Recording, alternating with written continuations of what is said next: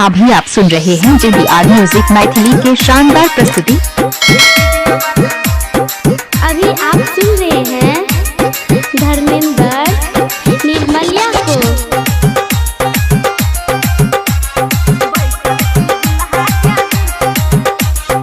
मां Gayatri recording studio, Sadipur चौक, Samastipur Warisnagar. Camera वाला रो वीडियो वाला बोलिए ना, कैमरा वाला रो वीडियो वाला बोलिए कैमरा वाला रो वीडियो वाला कैमरा वाला रो वीडियो वाला बैसल छी दुल्हन के बीच रे छोड़ा देबो फोटो त खींच।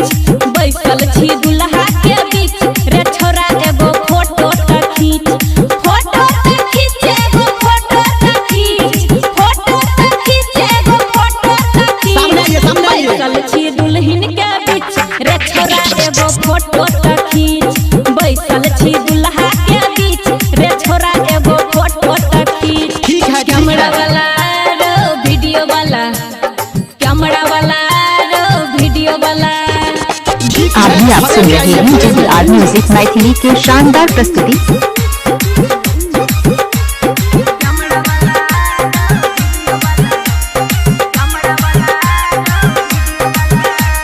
अभी आप सुन रहे हैं सावरिया म्यूजिक।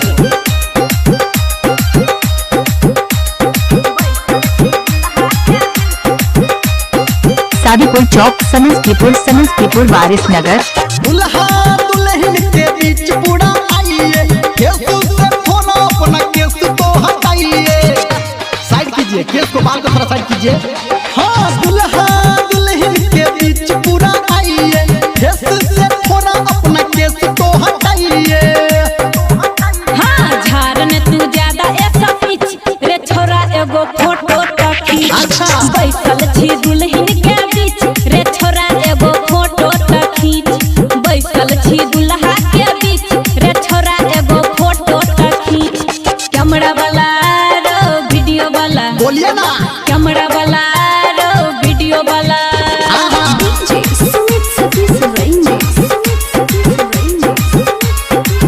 अभी आप सुन रहे हैं JDR म्यूजिक मैथिली के शानदार प्रस्तुति। मां गायत्री रिकॉर्डिंग स्टूडियो,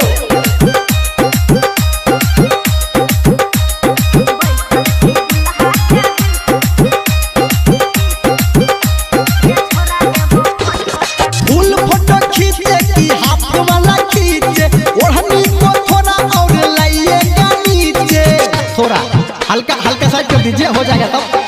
फुल फोटो खींचे की हाथ वाला खींचे, ओढ़नी को थोड़ा और लाइएगा नीचे। हाँ रमेश धर्मेंद्र नहीं सीच रे छोड़ा एगो फोटो त खींच। बैसल छी दुल्हन के बीच रे छोड़ा एगो फोटो त खींच। बैसल सादीपुर चौक, समस्तीपुर वारिसनगर। फोटो त खींच। कैमरा वाला रो वीडियो वाला कैमरा वाला रो वीडियो वाला कैमरा वाला रो वीडियो वाला कैमरा वाला रो वीडियो वाला। DJ Remix by Guddu Raj, Samastipur.